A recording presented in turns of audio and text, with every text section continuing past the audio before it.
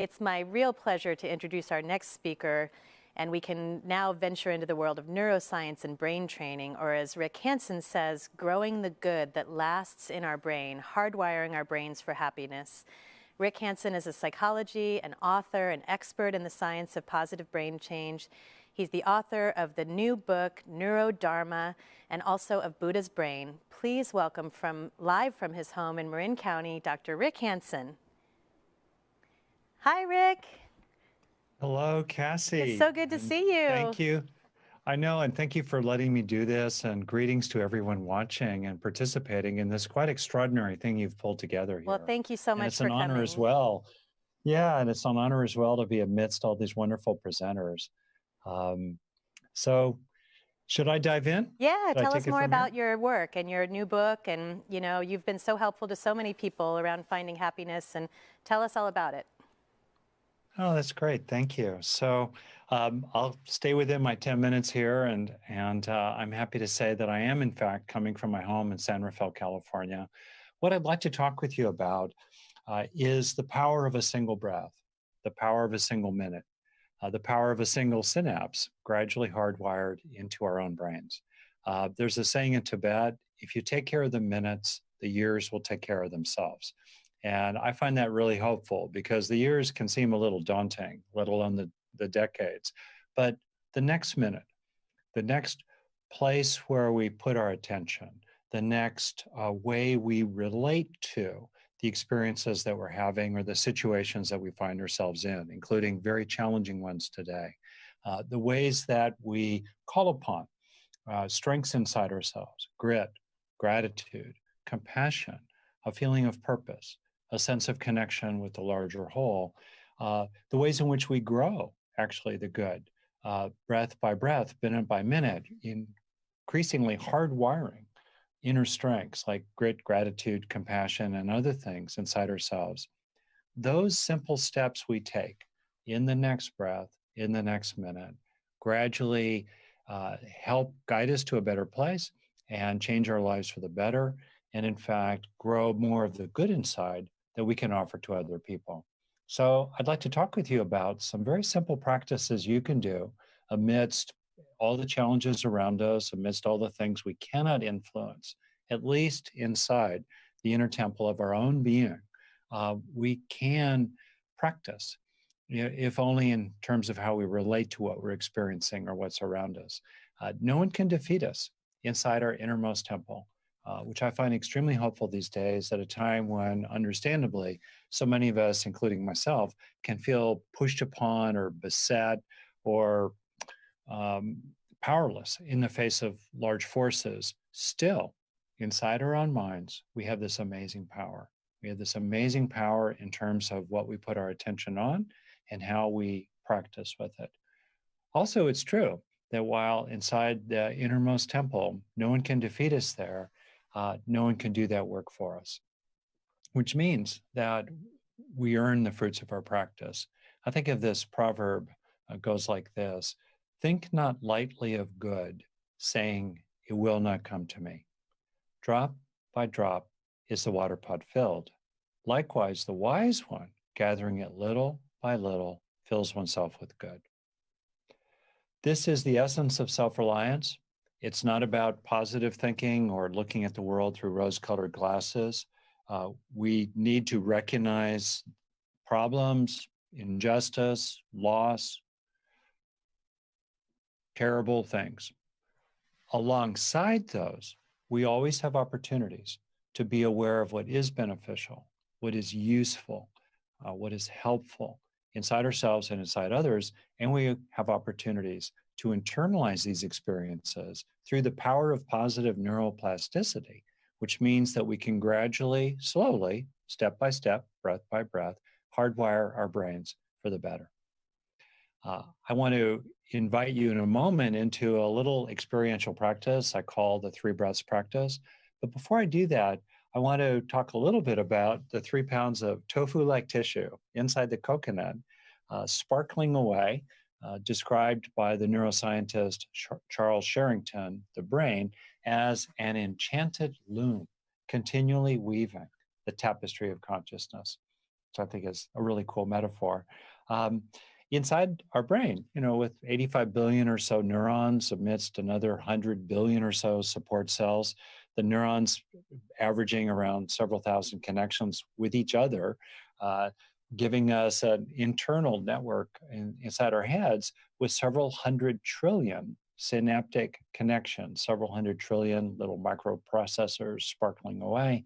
This means that in the famous saying, neurons that fire together, wire together, that our experiences, our thoughts, our feelings, for better or worse, can leave lasting physical traces behind in durable changes of neural structure or function. On the one hand, the brain has what's called a negativity bias, or as I put it, we've got a brain that's like Velcro for bad experiences, but Teflon for good ones, because that's what helped our ancestors live to see the sunrise and live by that most important rule of all in the wild: eat lunch today, don't be lunch today.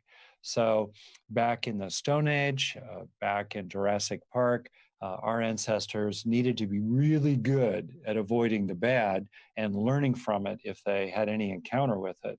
And meanwhile, positive experiences, food today, friendliness today, whatever. So today, we have this tendency to blow right by beneficial experiences, authentic, usually mild, but genuine moments of calming as we exhale, let's say, or feeling connected with another person, our cat, our dog, our friend who likes us, or we blow right by the things that are still working amidst some things that are not working.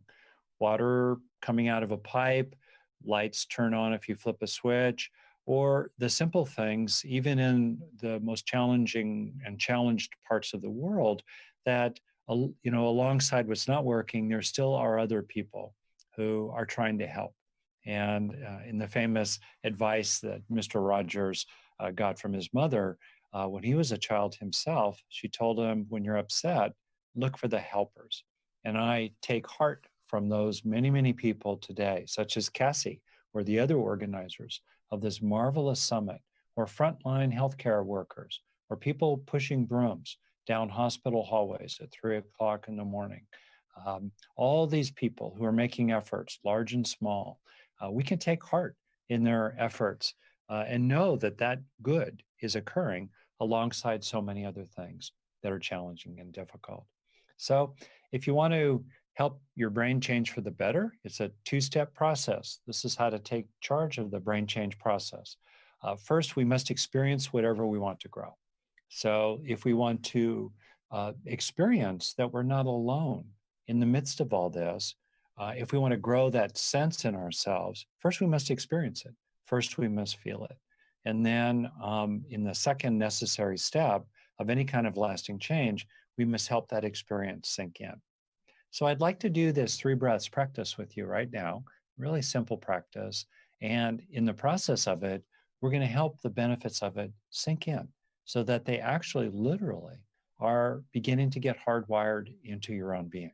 And then with repetition, drop after drop, minute after minute, breath after breath, in little ways that are genuine and real in the flow of everyday life, we really can gradually internalize good experiences, beneficial experiences that are genuine and real. And in so doing, increase our capacity to deal with the hardest things of all. So, want to try something experiential here? I'll walk us through it. I'll explain it. It'll take more than 3 breaths to explain, and then we'll do it all together, and then I'll finish up. So, in the first breath, you just feel your chest as a whole as you breathe. So, I'll do it with you, exhaling fully, and then taking a whole breath while you feel your whole chest. Here we go.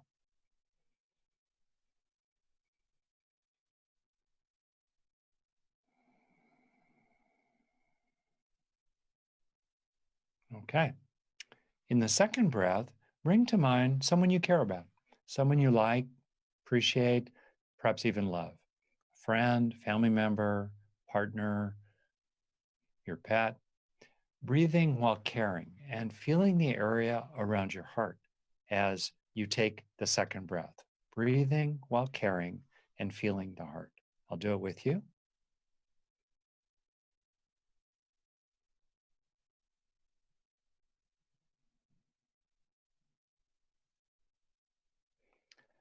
I was holding in my heart Cassie, actually, who's my longtime friend.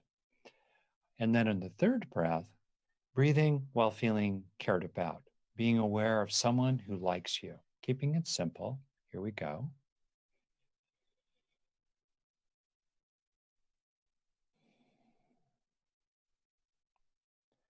And then finishing up here, let's do the 3 breaths in a row. First breath, feeling your chest as you breathe.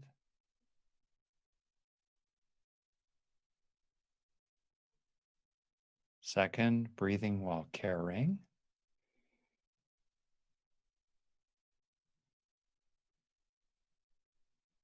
And third and last, breathing while feeling cared about.